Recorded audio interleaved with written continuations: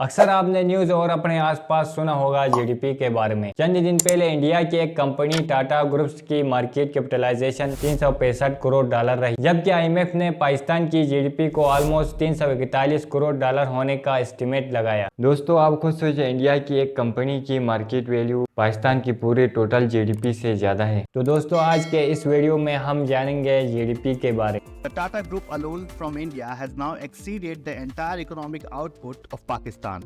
With a market capitalization of $365 billion, the Tata Group's current market value surpasses the total GDP of Pakistan.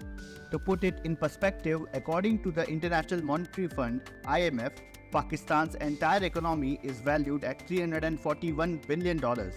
GDP gross domestic product है। Gross में आ गया total domestic, यानी किसी country की boundary के अंदर, और प्रोडक्ट में आते हैं गुड्स एंड सर्विसेज जो एक साल के अंदर प्रोड्यूस किए जाते हैं। वो तमाम फाइनल गुड्स एंड सर्विसेज जो एक कंट्री के बाउंड्री के अंदर एक साल में प्रोड्यूस किए जाते हैं, इसकी वैल्यू को जीडीपी कहेंगे। देखो, आप पैसा दो तरीके से कमा सकते हो, या कुछ प्रोड्यूस करके, जैसे कुछ लोग कार, मोबाइल, मोटर वगैरह को प्रोड्यूस करते हैं, और कुछ लोग अपनी सर्विस देते हैं, जैसे डॉक्टर, वकील या टीचर या कोई मजदूर अपनी मजदूरी करके सर्विसेज दे रहा है। इन सारे गुड्स एंड सर्विसेज की जो वैल्यू होती है, मतलब एक नाई 100 रुपए में बाल काटता है तो 100 रुपए उसकी वैल्यू हो गई। या आपने शॉप से 100 रुपए की घड़ी खरीदी है, 100 रुपए उस घड़ी की वैल्यू हो गई। एक साल के अंदर ये जितने भी गुड्स एंड सर्विसेज की वैल्यू होती है विद इन कंट्री, इसको जीडीपी में शामिल किया जाता है। वो तमाम फाइनल गुड्स एंड सर्विसेज जो एक साल के अंदर किसी कंट्री के बाउंड्री के अंदर बनते हैं, इसकी वैल्यू को जीडीपी कहते हैं। अब यहाँ इसमें तीन चीजें अहम है। फाइनल गुड्स यानी फिनिश गुड्स, इसको एक एग्जांपल से समझते हैं। मान लो हमारे मुल्क में गन्ना प्रोड्यूस हो रहा है, इसको कन्वर्ट करके शुगर बनती है। इसके दो ऑप्शन है, या कंज्यूमर डायरेक्टली खरीद कर ले जाएगा घर के इस्तेमाल के लिए, दूसरे केस में एक कंपनी शुगर को यूज करके आइसक्रीम बनाती है।